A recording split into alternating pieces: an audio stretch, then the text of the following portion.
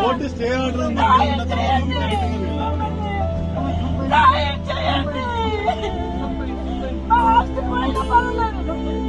గెలిపించండి.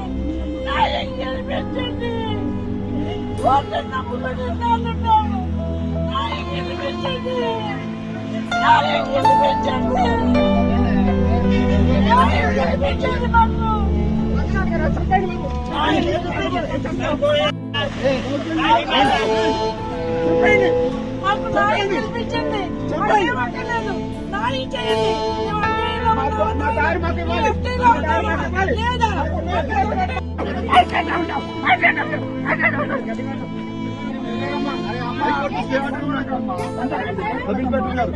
High court stay order అంటున్నారు. ఎలా చేపడతారు?